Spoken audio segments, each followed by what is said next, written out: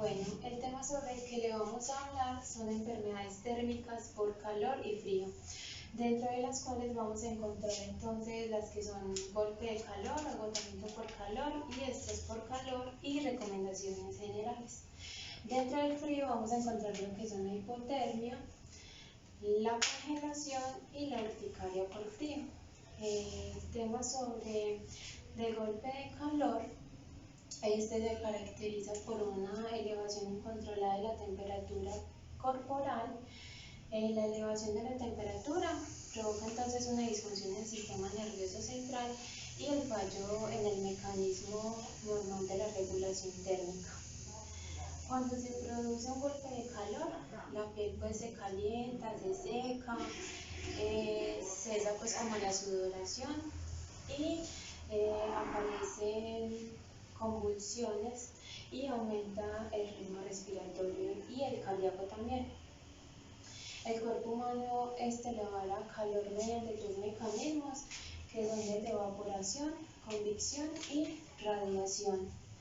De acuerdo pues al anterior, entonces es importante que se reconozcan como estos primeros síntomas que provoca el golpe por calor, que sería entonces el cansancio, dolor de cabeza, el mareo, la inestabilidad, las náuseas y la resequedad de la piel, y también puede causar calambres. También si aparecen pues estos síntomas, lo ideal sería bajar la temperatura de nuestro cuerpo, y esto lo podemos hacer situándonos pues en la sombra, mojando nuestro cuerpo y tomando líquido, pues esto es como agua o sales que nos hidraten. Este golpe de calor lo podemos prevenir también pues, o como antes de que aparezcan estos síntomas, informar al trabajador, formarlo sobre este tema. Bueno, también encontramos entonces sobre agotamiento por calor. Esta es una enfermedad que puede ocurrir después de varios días de expuestos a altas temperaturas y sin suficientes líquidos. En estas podemos encontrar los primeros síntomas, que son sudoración profunda, respiración rápida y el pulso pues muy rápido, pero es muy débil al tiempo, irritaciones, sed, disminución en eliminación de orina, y también podemos encontrar fuertes dolores de cabeza. Si alguno de los empleados o alguna persona presenta algún síntoma de estos, lo que podemos hacer es informar al hospital. También asegurarnos de que esté acompañado por alguien mientras llega pues como la atención, y también ponerle como compresiones de agua, o que se eche agua fría, que tome agua y que obviamente pues de última instancia trasladarlo al hospital para que le puedan prestar la emergencia y el tratamiento requerido, porque si no le damos un tratamiento puede ya pasar como a un golpe de calor, que sería peor. Yo les voy a hablar un poquito sobre algunas de esas enfermedades que se dan por exposición a temperaturas altas por calor y frío. En este caso voy a iniciar hablándoles sobre lo que son los calambres por calor, continuaremos con las erupciones cutáneas o salpullido por calor, y finalizaremos con una enfermedad asociada a temperaturas extremas por frío que se llama lesiones por frío sin congelación. Inicialmente vamos a hablar de calambres por calor.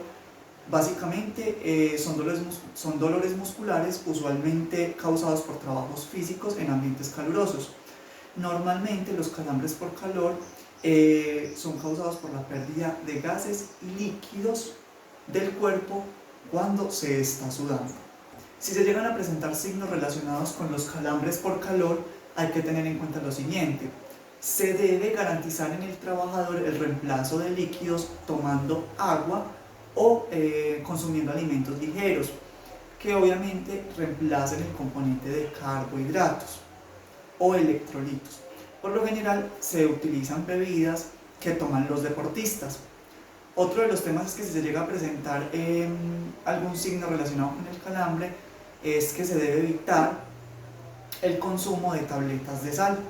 También hay que tener en cuenta contemplar esos trabajadores que tienen una dieta baja en sodio Y por último, también se debe buscar atención médica si por algún caso el trabajador tiene una dieta especial o si después de una hora no cesan los calambres.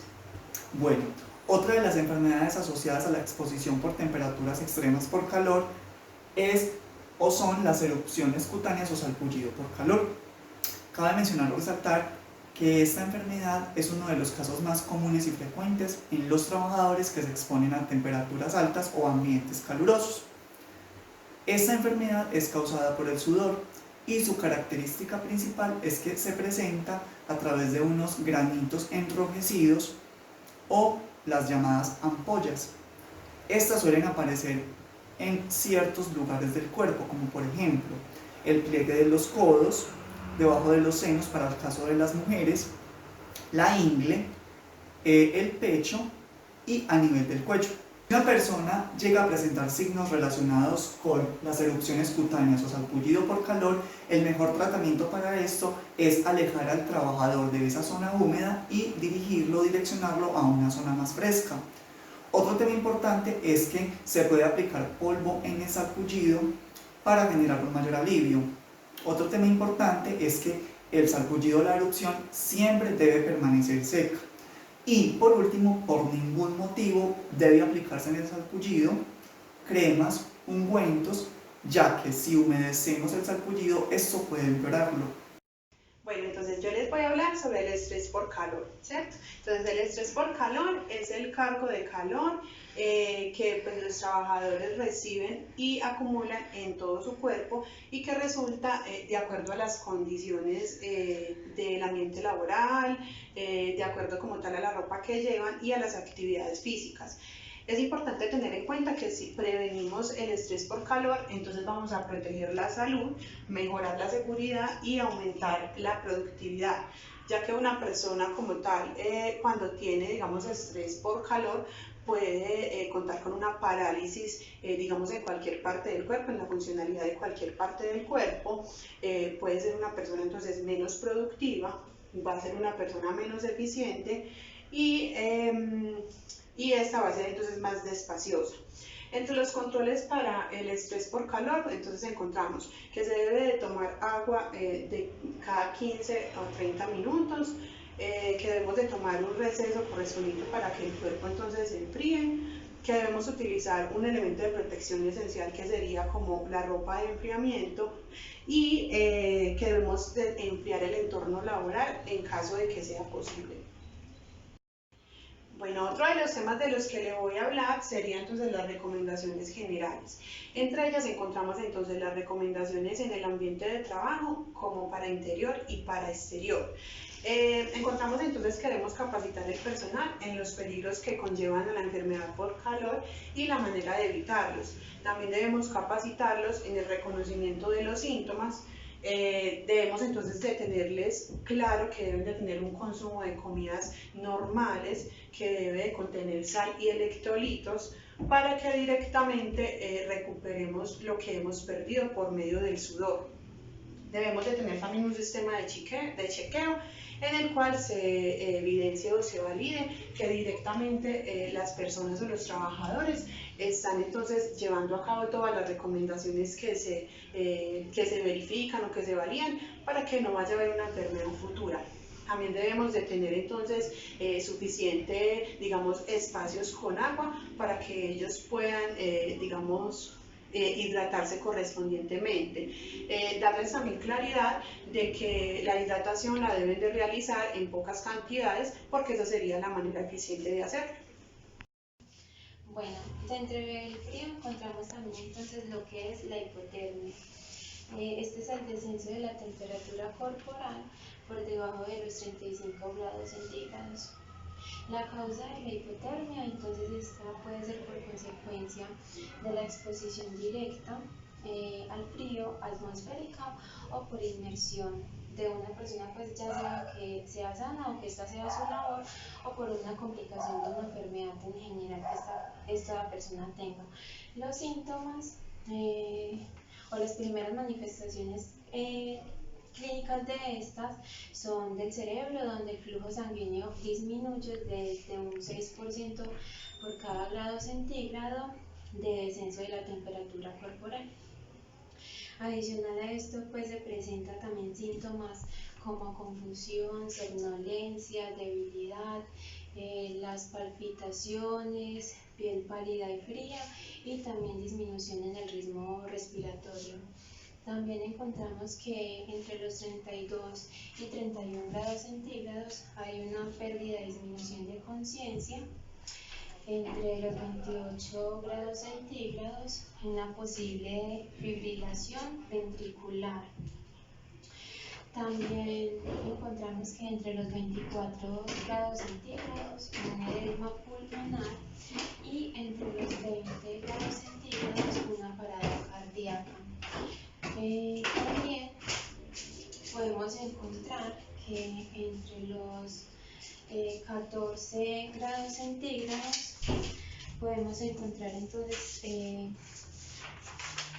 una electroencefalograma isoeléctrico. Bueno, las medidas preventivas, entonces, para evitar pues que se produzcan como daños o efectos dañinos por la exposición a frío, es necesario entonces como la actuación o la aplicación de actuaciones colectivas, como en la suministración de elementos EPPs, también tener como una buena alimentación, también hacer pues como actividades físicas en el lugar de trabajo, porque esto puede ayudar, ¿cierto? También encontramos entonces cuando la hipotermia es ya grave, vamos a encontrar lo que es el recalentamiento activo y el recalentamiento pasivo. Dentro del recalentamiento activo, este consiste pues como en cubrir o aislar al paciente a un entorno cálido. Cuando ya de pronto este calentamiento pasivo falla, entonces ya es como pasar al calentamiento activo, que este consiste como en poner mantas térmicas con entradas de aire para que ayude al calentamiento del cuerpo de esta persona sin exceder pues como también estas temperaturas. Para concluir, les voy a hablar de una enfermedad relacionada con la exposición a temperaturas extremas por frío, llamada lesiones por frío sin congelación. Las lesiones por frío sin congelación, como su nombre lo indica, son lesiones directas en los tejidos blandos por exposición directa al frío o lugares húmedos, no helados. Hay que tener esa claridad. Dentro de esas lesiones por frío hay dos tipos. Encontramos la primera, que es el pernio o los llamados sabañones, y como segundo tipo está el pie de inmersión o denominado también pie de trinchera. Inicialmente voy a hablar un poquito, hacer un énfasis sobre lo que es el pernio o los denominados sabañones. Son lesiones inflamatorias, cabe aclarar que son inflamatorias pero también son dolorosas, son localizadas en ciertos lugares específicos, como por ejemplo el dorso de las manos o los pies.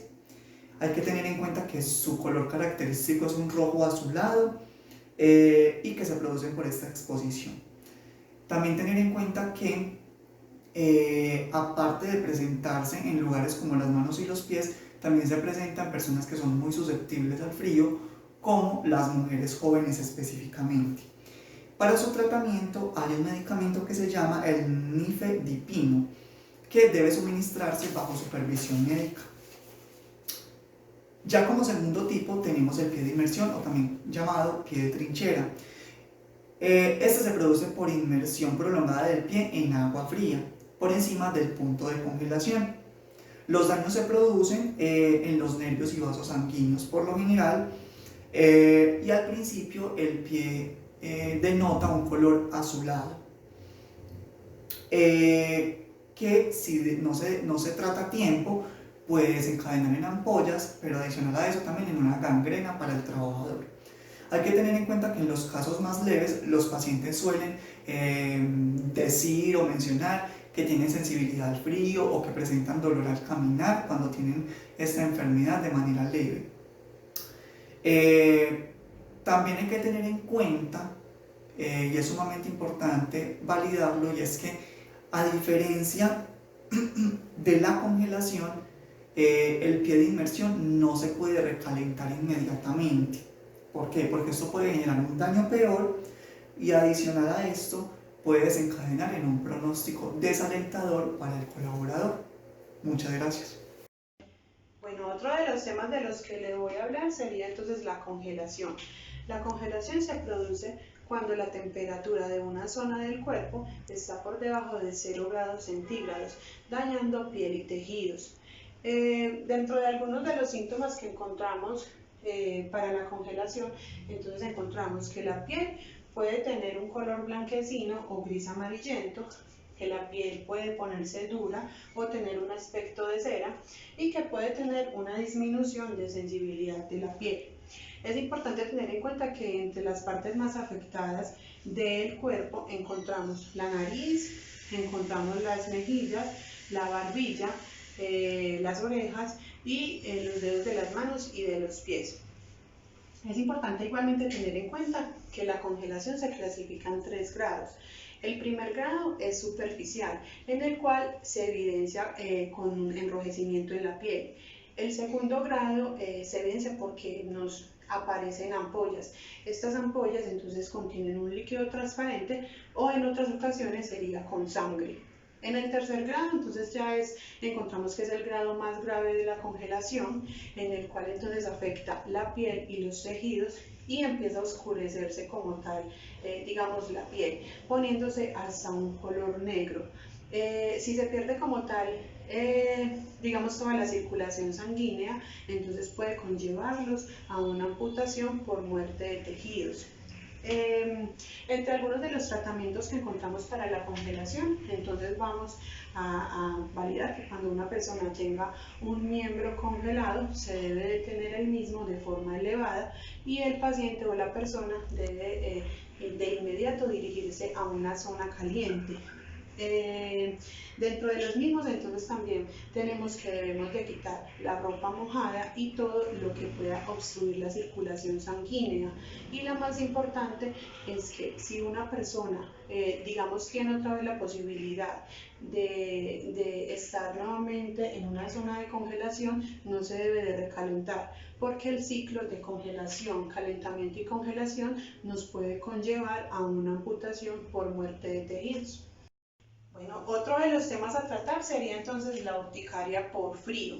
Esta sería como la reacción que hay en la piel a consecuencia del frío. Puede presentarse minutos después de que la persona o el paciente esté expuesto al frío. Se presenta con ronchas rojizas y estas causan picazón, ¿cierto? Entonces, la urticaria por frío puede causar afectaciones leves y graves y comúnmente afecta, digamos, a los adultos jóvenes.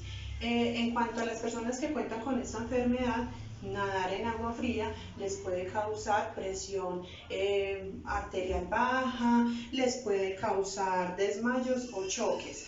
Dentro de los tratamientos entonces encontramos que suele consistir en tomar antihistamínicos y evitar el agua y aires fríos.